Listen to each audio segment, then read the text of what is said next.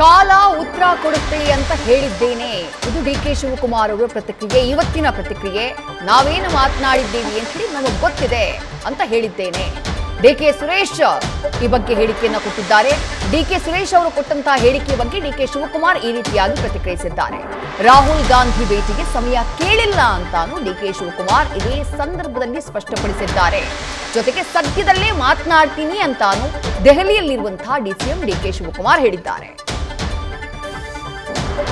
ಮಾತಾಡೋಣ. ಬೇರೆ ಯಾರನ್ನಾರು ಭೇಟಿ ಮಾಡಿದ್ರ ಪಾರ್ಲಿಮೆಂಟ್ಗೆ ಹೋಗಿ ಬಂದಿದ್ದು? Okay, time will answer. Sir, ಈಗ ಇನ್ನೊಂದು ಸರ್, ಡಿ.ಕೆ. ಸುರೇಶ್ ಅವರು ಹೇಳಿದ್ದಾರೆ ಸರ್, ಒಂದು ನಿಮಿಷ, ಡಿ.ಕೆ. ಸುರೇಶ್ ಅವರು ಹೇಳಿದ್ದಾರೆ ಸ್ವಲ್ಪ ನಿಧಾನ ಆದ್ರೂ ಪರವಾಗಿಲ್ಲ, ಸಿದ್ದರಾಮಯ್ಯ ಅವರು ಕೊಟ್ಟು ಮಾತು ಉಳಿಸ್ಕೋತಾರೆ ಅನ್ನೋ ಭರವಸೆ ಇದೆ ಅಂತ ಹೇಳಿದ್ದಾರೆ. ಮತ್ತೆ ನಾನು ಕಾಲ ಉತ್ತರ ಕೊಡ್ತದೆ ಅಂತ ಹೇಳಿದ್ದೀನಿ.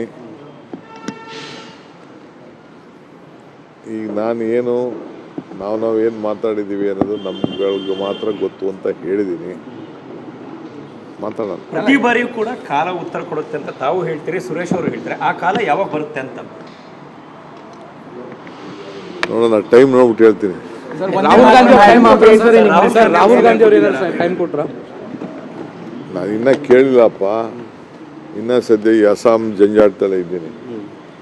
ಅಲ್ಲ, ನಿನ್ನೆ ಪ್ರಿಯಾಂಕಾ ಗಾಂಧಿ ಅವ್ರನ್ನ ಭೇಟಿಯಾಗಿದ್ರಲ್ಲ, ಏನೋ ಮಾತುಕತೆ ಆಯಿತು ಅಂತ ಹೇಳ್ತಾರೆ. ಅಸ್ಸಾಂದು ಆದ ಬಳಿಕ ಕಾಂಗ್ರೆಸ್ ಕಚೇರಿಗೆ ಹೋಗಿ ಬಂದಿದ್ದೇನೆ ಅಷ್ಟೇ. ನಾನು ಯಾರು ಭೇಟಿ ಮಾಡಿದ್ನ ನೋಡೋಣ. ಪ್ರಿಯಾಂಕಾ ಅವ್ರ ಜೊತೆ ಸಂಜೆ ಪಾರ್ಲಿಮೆಂಟ್ ಅಲ್ಲೇನೋ ಭೇಟಿ ಆಗ್ತಾರೆ ಅಂತ.